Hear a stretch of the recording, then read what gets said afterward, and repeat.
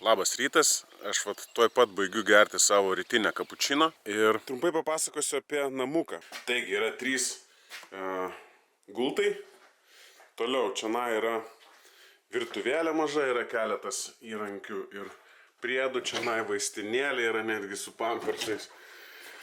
Nu, čia yra svetainė, pagrindinis kambarys, baldai senoviniai. Yra žiūronai, gali pasižiūrėti, sakė, matosi ir banginiai kartais atplaukia prie krantų. Tai va toks namukas.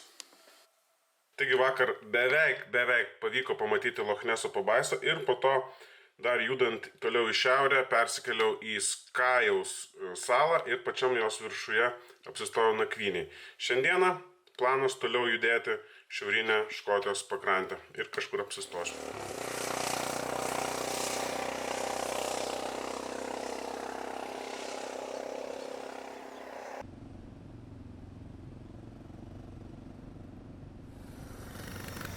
Yra Škotijoje toksai Apple Cross Road kelias, kuris yra įvardinamas kaip gana sudėtingas ir pavojingas. Yra net ženklai sustatyti, kad jeigu yra įmanoma pasirinkti kitą maršrutą. Tiesa, jis nėra toks pavojingas, jis labiau, sakyčiau, vaizdingas, nes tokių kalnų apsuptyje vingiuoja kelias, kerta kalną, dabar kaip tik esu viršukalnėje. Ir kas man atėjo į galvą, kad tai yra pirmasis kelias, kurį vardinčiau kaip nuotykinį Škotijoje. Jie visi yra vaizdingi, bet tik šitas kažkom primena Rumuniją. Papasakosiu trumpą istoriją. Šiandien važiavau ir kažkaip tik klausiausi radio teatro per BBC 4 kanalą ir 2 kartus pamiršau užsipilti kuro. Pirmą kartą pamiršau, kai atsukau rezervą. Antrą kartą pamiršau, kai supratau, kad nebedavažiuosiu iki artimiausios degalinės. Jau yra 300 kilometrų, kaip aš neužsipyliau kuro. Tai kažkada bet kuriuo momentu gali pasibaigti. Ajajaj. O iki degalinės 3-4 kilometrai.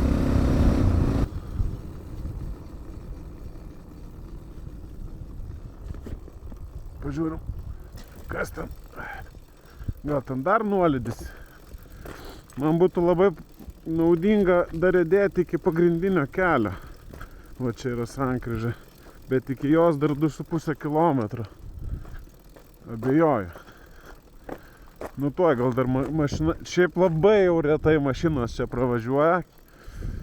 Nežinau, mane aplenkia gal viena. Gal 2. Nu, bet gražios vietos užtat.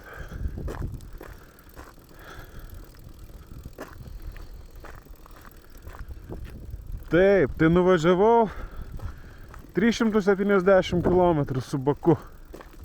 Benzinas pasibaigė ir aš dar įdėjau ir po to dasistūmiau iki parkingo.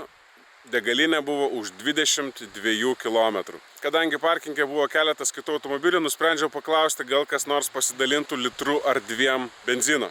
Visi automobiliai buvo dizeliniai. Nusprendžiau pabandyti sustabdyti automobilį kokį nors pravažiuojantį. Pats pirmas automobilis sustojęs važiavo į tą miestelį, kurį man reikėjo. Man tiesiog teliko nueiti 700 metrų iki degalinės. Teko išpilti savo visą geriamą vandenį ir šiukšlių dėžėje radau dar vieną 1,5 litro butelį. Todėl prisipyliau 3 litrus kuro ir pradėjau pėdinti atgal. Nusprendžiau stabdyti dar vieną automobilį, sustojo autobusiukas, vairuotojas buvo šnekutis, buvo labai linksmas, pasakojo savo visokiausias istorijas gyvenimo.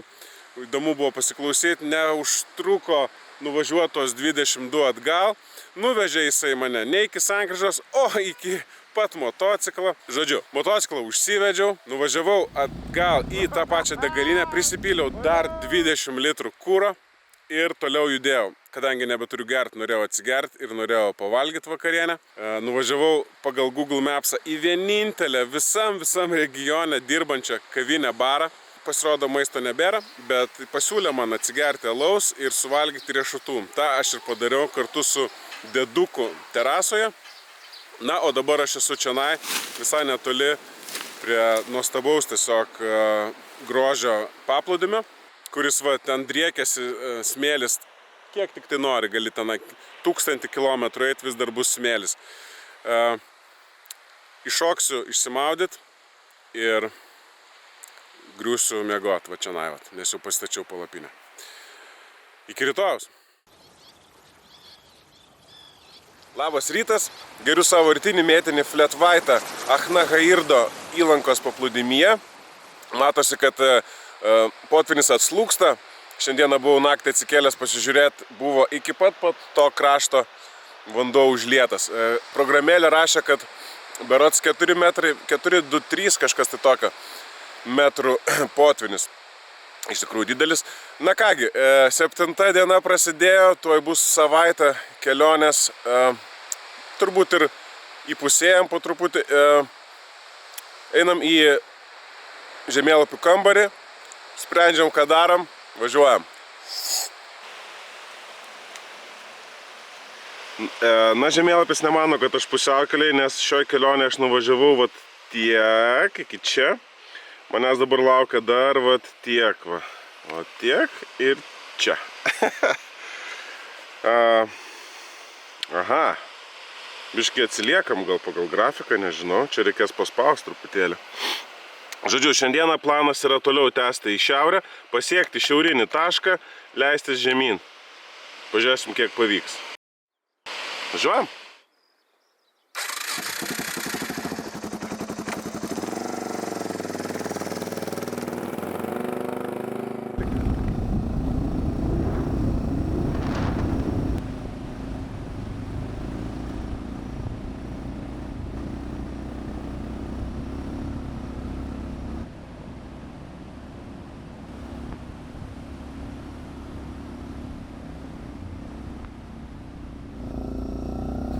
Važiuodamas tiesiog pastebėjau ant kalno vidury pievos numestą Toyota 4Runnerį. Nusprendžiau pasižiūrėti iš arčiau. Man patinka, kaip atokesniuose rajonuose automobilius tiesiog va tai vat numeta vidury pievos. Alyvos yra, akumuliatorius yra, nežinau ar pakrautas. Iš indikatoriaus tai ne, išsikrovęs. Yra antras akumuliatorius. Wow, nežinau. Durys aišku, kad atidarytos. Raktelis aišku, kad yra. Deja, buvo ant degimo įjungtas. Nieko panašaus į veikimą. Gaila. Faina, važiuojam toliau. Man rodas truputėlį kartojas, bet gerai. Dar šiek tiek pavažiavęs nuostabios gamtos apsuptyje, sustojau branšo, suvalgiau troškinį iš Costco parduotuvės, taip pat atsigėriau kito baikerio dovanotos kavos 3-viename, susitaisiau posūkį ir taipogi susitaisiau veidrodėlį. Dabargi aš jau esu pačiam šiaurinėme Škotijos beigi Jungtinės karalystės taške, prie Švyturio. Nuo čionai kelionę pasiris tik tai žemyn, Prancūzijos link. Bet prieš tai aš išgersiu savo popietinį frappuccino, suvalgysiu chrusetą ir judėsime toliau.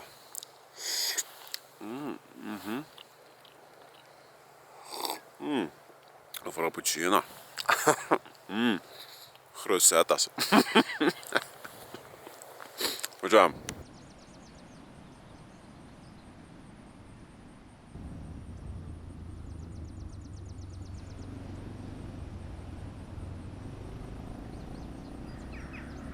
Maždaug kaip ir tikėjausi, šiaurės rytinė Škotijos pakrantės dalis buvo truputį nuobodoka. Vėliau ji tapo nuobodoka, bet pradėjo lyti. O už Inverneso įvažiavus į nacionalinį parką, nustojus lyti, gamta buvo tiesiog nuostabi, kelias taip pat. Paskutiniai 100 km buvo tiesiog puikus. O paskutiniai 5 buvo dar geresni, nes reikėjo išsukti į bekelę ir paskutinius kilometrus važiuoti šalia upės. Ir štai mes čionai, mes atvažiavom į šios dienos nakvynės vietą, tai yra dar vienas bovis vadinamasis, tai yra namukas skirtas keliautojams. Šį kartą yra jisai kalnų tipo. Namukas yra gana paprastas, tuoj parodysiu, kaip atrodo iš vidaus, bet mano manimu įspūdingiau yra, kokioj gamtos apsuptyje jis yra. Tenai vat tolumoje matosi ežeras, kalnai, kalnų masyvai, medžiai, tenai dar matau yra keliukas mažas, į kurį galbūt rytoj pabandysiu užvažiuoti ant kalno viršaus.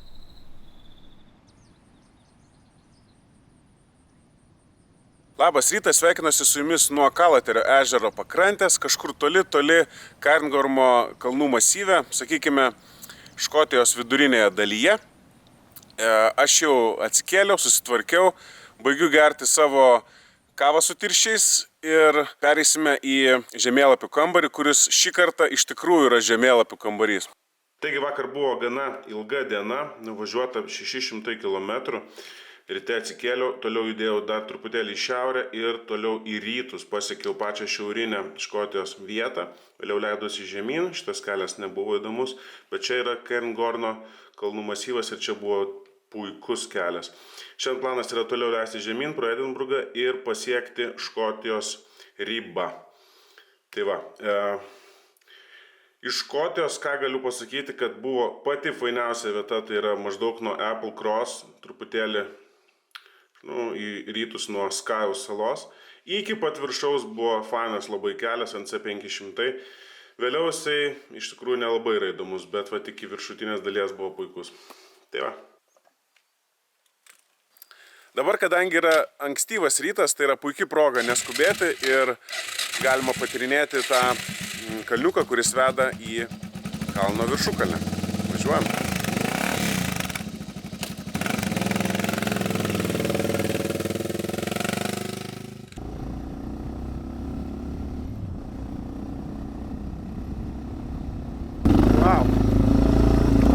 Čia, na, žinok, yra ne šiaip kalniukas, čia visas hill climbas, gan status.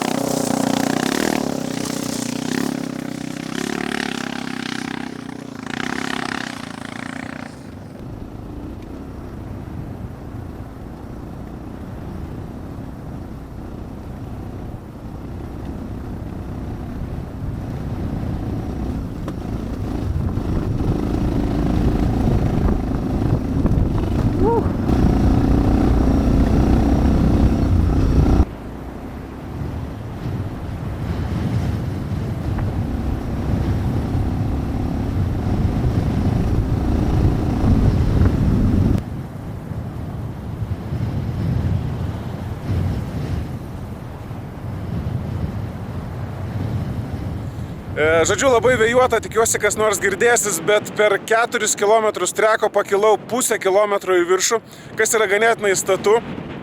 Dabargi, tenai toliau slėnyje yra kelias ir toliau yra dar ir namukas, bet namukas yra pasislėpęs už kalvos.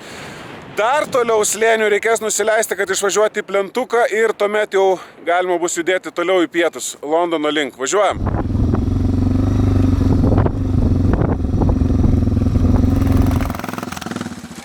Taigi, nusileidau nuo kalno, teko sustoti, nes užkaito galiniai stabdžiai, pradėjo rūkti dūmai, o vėliau netgi galbūt ugnis užsidegė. Toliau nuvažiavęs iki namuko pasikroviau visus daiktus, susidėjau viską ir išvažiavau. Toliau leidausi vėlgi slėnių palei upę, sutikau jaunuolių grupę haikerių, kurie ėjo į link to namuko, tarp jų buvo ir viena lietuvė panelė. Toliau nuvažiavęs iki plentuko ir po 3 valandų kelio jau esu Edinburge, kur iš tikrųjų sentimentai, nes prieš šiek tiek daugiau nei 27 metus čionai, šitoj pačioj gatvėj, man teko suvaidinti antro plano vaidmenį. Tokiam filme galbūt žinosite, Trainspotting vadinasi, kartu su Evanu McGregoru. Iš tikrųjų labai nedidelė rolė buvo ir aš dabar paieškosiu iškarpos, įdėsiu ir pažiūrėsim, galbūt pavyks jums mane tenai pamatyti. Vieni sako rinktis gyvenimą, rinkis darbą, rinkis karjerą, rinkis šeimą, rinkis sušiktai didelį televizorių, rinkis skalbimo mašinas, automobilius, kompaktinius diskus. Rentonas. Tokia paprastutė rolė, bet pripažinkim, kad suteikia daugiau dinamikos filmui, ar ne? Ir be to aš manau, kad tai buvau aš, kuris F-ką, mes viens su kitu tai bendravom, kuris F-ką įkalbino ir įkvėpė keliauti aplink pasaulį vėliau. Tai va, einam parodysiu kitas šio filmavimo vietas. Šitais laiptais nusileido, bėgo ir va tenai kaip tik pakliuvo po ratais. Na, tikrai daug prisiminimų, bet laikas keliauti, taip kad važiuojam. Atrodytų, turėjau pasimokyti, bet ne. Antrą kartą pasibaigė benzinas lygiai taip pat. Pirmą kartą pasibaigė, atsukau rezervą, antrą kartą pasibaigė, sustojau. Šį kartą irgi laimingas atvejis, nes toj pačioj parkovkėje stovėjo sunkvežimis, kuris mane nuvežė iki artimiausios degalinės. Tada konteineriuose susiradau butelių, prisipyliau kuro ir kitas vyrukas su motociklistas beje, jisai parvežė mane atgal. Užsipyliau, dabar važiuosiu vėl į degalinę, vėl prisipilsiu ir lauksim trečio karto.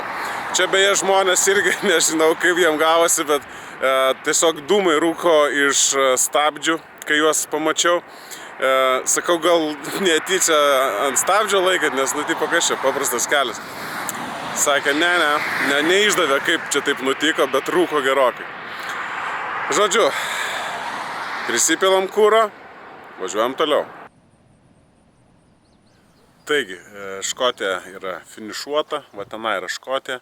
Kitapus kalno yra jau Anglija.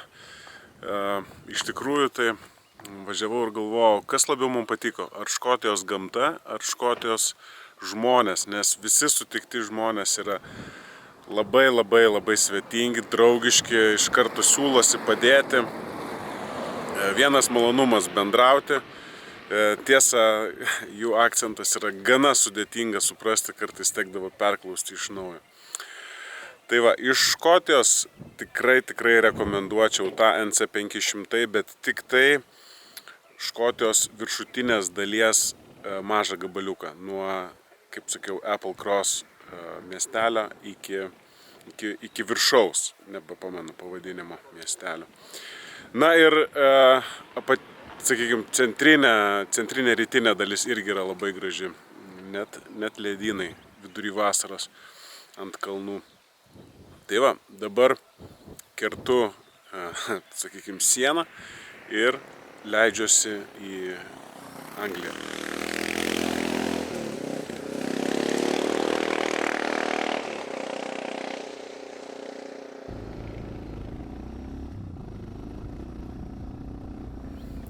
Anglija ir jos šiaurinė dalimi besidriekiantis TET maršrutas pasitinka gruntiniu keliu, miškais ir šiloniais. Na, bent jau taip atrodė, kol neišvažiavau iš miško, kur stovėjo mokėjimo aparatas. Vėliau pradėjau ieškoti nakvynės, nes čionai tamsta maždaug valandą anksčiau negu šiauriniai dalyje. Buvau nusižiūrėjęs 2 bovius, 2 namukus, nei vieno nepavyko rasti, yra labai daug šlagbaumų, yra uždaryti keliai. Teko su vienu ūkininku pasišnekėti, kad čionai negalima važiuoti, kur aš norėjau važiuoti. Taigi dabar esu realiai stovyklavietėje už pinigus, tiesa, gana nebrangiai kainavo, įsikursiu ir norėčiau vieną dalyką pabandyti pasižiūrėti. Per kiekgi laiko pastatoma palapinė paprastai. Taigi nuimame laiką ir matome sekundės tiesiog lėkte lekia. Aš išskleidžiu tą, sakykime, gyvenamąją dalį, tuomet surenku metalinį karkasą, sudedu į kampus, užkabinu visas apatinės laikančiasias sages ir tuomet uždedu viršutinį sluoksnį, lietaus sluoksnį, nors šiandien tikrai nežada lietaus, bet visgi reikia. Tuomet susegu visus kampus, persigalvoju dėl orientacijos ir tuomet apsuku palapinę antraip ir susmeigalioju visus įtempimo taškus. Na ir štai, turime rezultatą 5 minutės. 5 minutės neskubant. Plius dar 2 čiužinių pripūsti ir tropinius pledus padėti.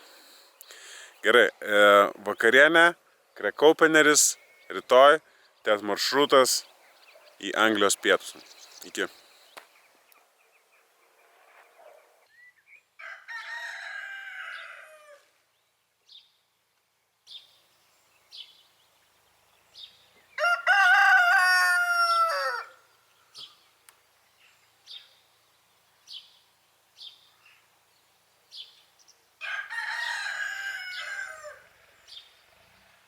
Taigi vakar įvažiavau į Angliją ir gaunasi, kad visą Škotiją apvažiavau per 5 dienas, 4 nakvynės. Šiandieną pasileisim žemyn, tek maršrutas iki, sakykime, vidurio Anglijos. Numatytas, nežinau, ar šiandien pavyks įveikti, bet bandom važiuoti. Šiaip maršrutas yra gana paprastas, nors vietomis iš tikrųjų yra labai sudėtingas, techniškas, praktiškai kaip trial zona, kur negalima padėti kojas arba nugriūti. Būtent tenai pamečiau savo lietaus aprangos elementą, taigi nuvažiavus 10 km į vieną pusę teko grįžti atgal.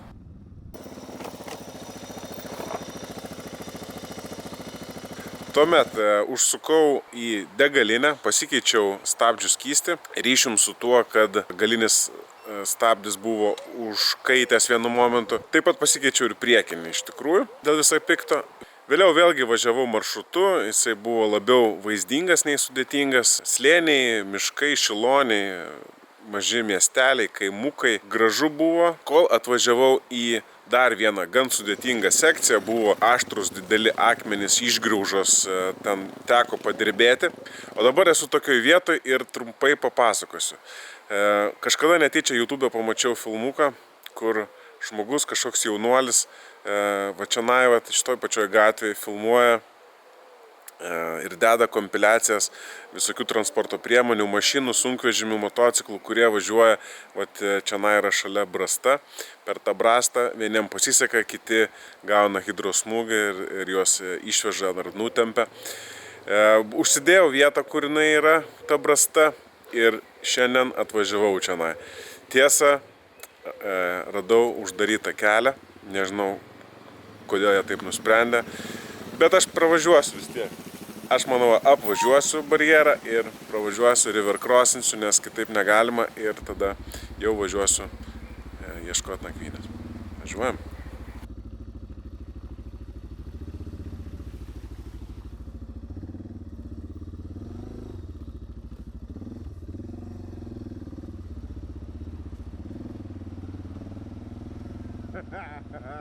Valio!